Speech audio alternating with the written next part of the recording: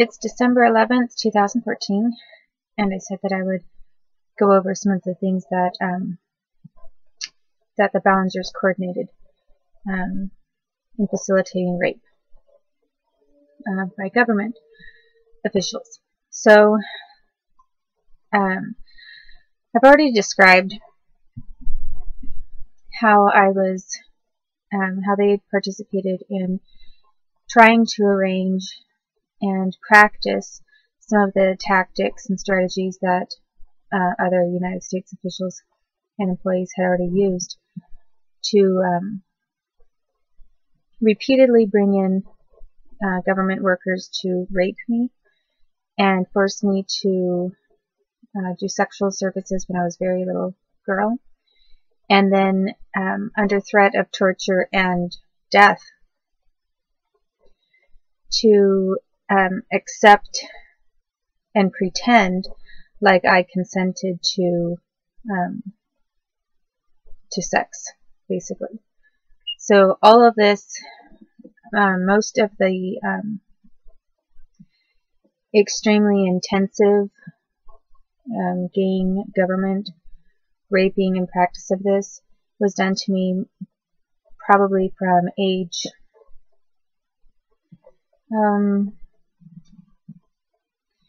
it started very young, so I would say a lot of it was up to age 5, actually, before I was even in in kindergarten. So there was a long time that I was at, I guess, at my house and at preschools and a few other things, and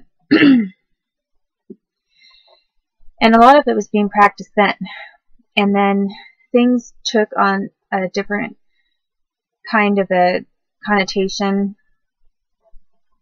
There's a little bit of a shift in what they were doing and how they were doing it, a little bit after I was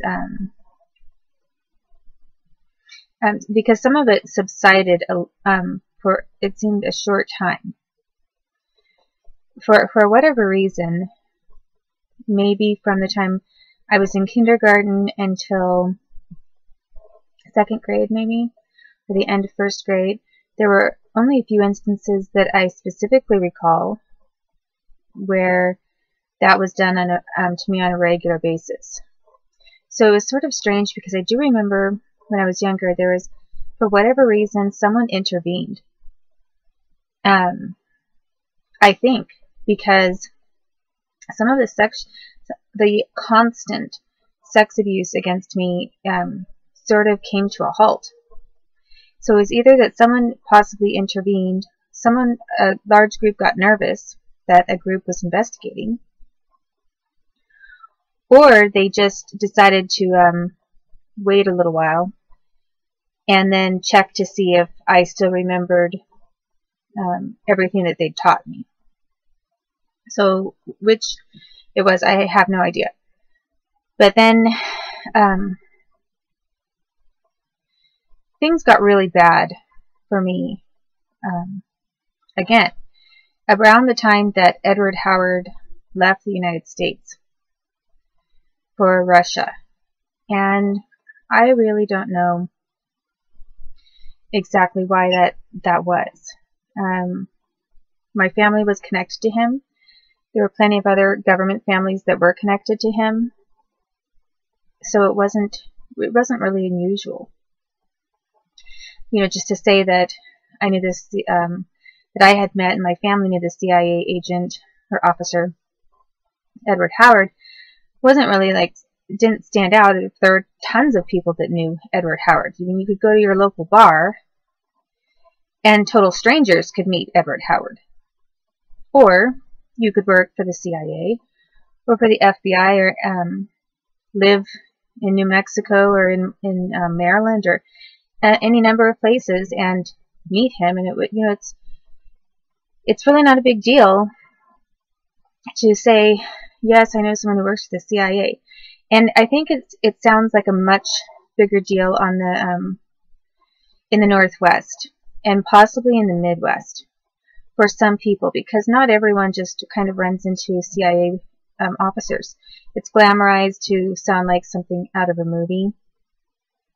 And the only place where it seems to be kind of commonplace and ordinary and really nothing to get all excited about is if you're living in the tri-state quote-unquote area, which I would consider to be Virginia, Maryland, and Washington, D.C. And those areas are all just so small and close together. It's just kind of one big conglomerate. And everyone knows that there are CIA headquarters there. Everyone knows that FBI headquarters are there. The Pentagon is there. Most of the military intelligence centers and the White House, including all the cabinets and the Senate and the Congress, are over there. And then you have international people from all around the world who, a lot of them, placed their embassies or embassy centers in that area as well. So you could run into just about anybody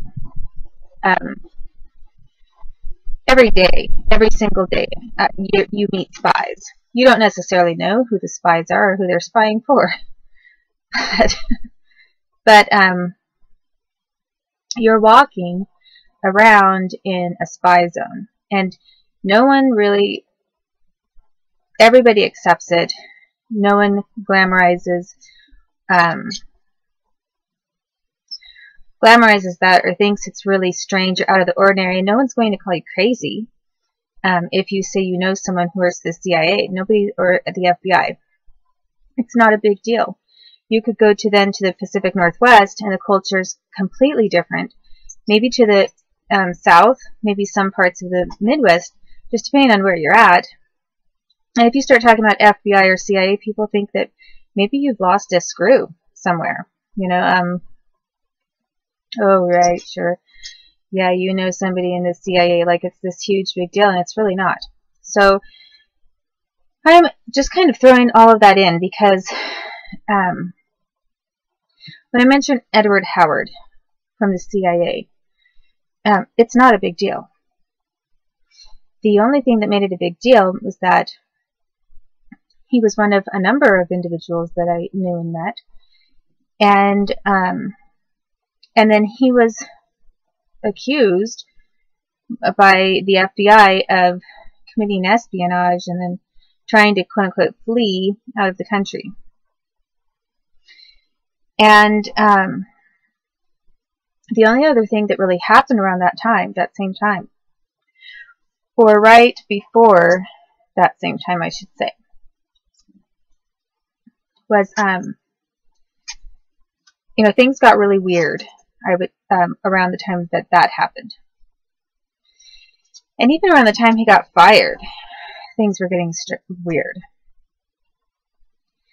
But even before that, in about 1982, things were pretty bad because Katie Middleton was born, and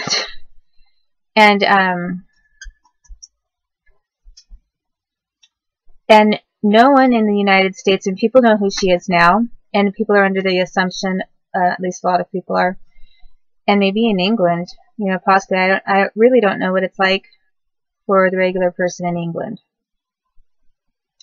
I mean, I've been there, but not as an adult or even a teenager, where I could say I was able to gauge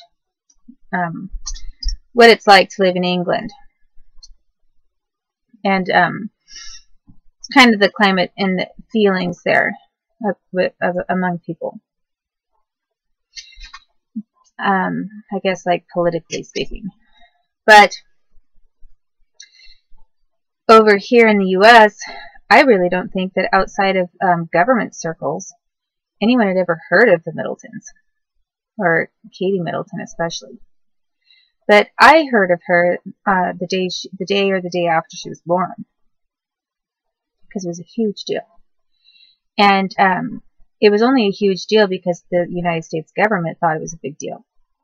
And why the United States government would think some quote-unquote commoner who lived in England was a big deal makes it pretty clear that that the United States had a stake and an interest in her specifically, and in her family. And the reason that I found out about her is because the Pentagon, a woman calling from the Pentagon, called my house in Moses Lake, Washington, to make the announcement that she was born, that she had been born, how much she weighed, and and everything. And it wasn't a big surprise to me that that someone was calling about the Middletons, because I already knew who they were. I was getting trafficked over to England to be babysat by the Middletons, and it's pretty obvious that the Middletons worked with the United States on a lot of things. And so when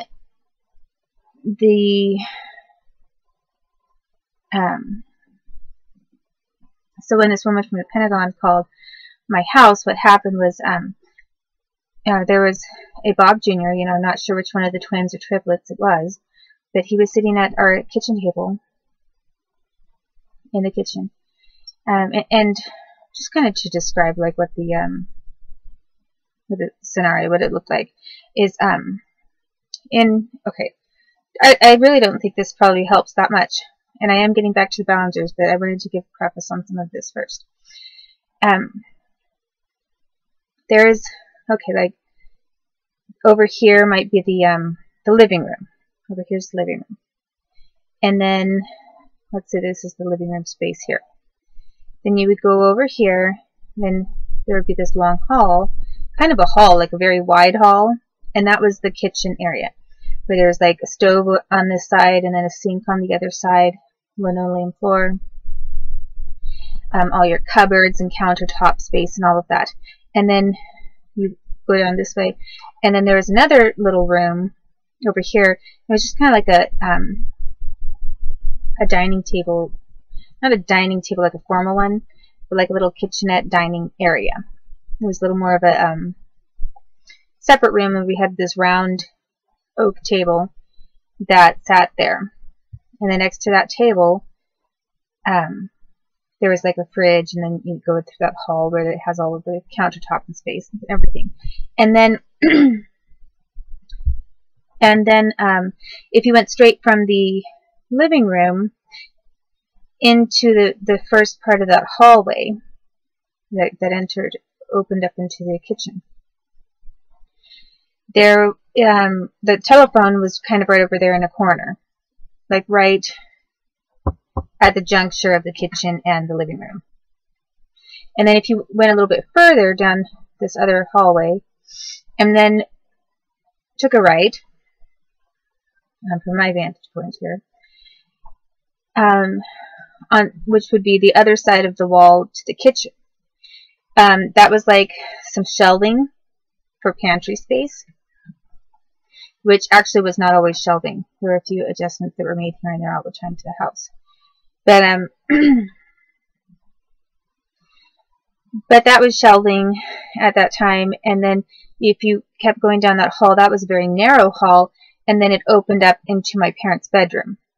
And then if you went down a different direction on the hall, you would end up in a bathroom, a small bathroom. And then if you kind of went out past that little narrow hall a little bit, and then went over to your left, you have the utility room where the washer and dryer was, and a lot of just miscellaneous things, regular utility room, and then the back door to the carport. So, and then, for example, and then if this is the living room over here in this area, my bedroom, there was another little hall that went over here, and further down in the house. And my bedroom was down over here in the back. So I could come out around the corner. There's a little fireplace insert over here. I could hide around the fireplace and not be seen by anyone through the hallway of the kitchen or the dining table area. So on the day that the Pentagon called my house to announce Katie Middleton's birth, I knew something was going on, and I will tell you about that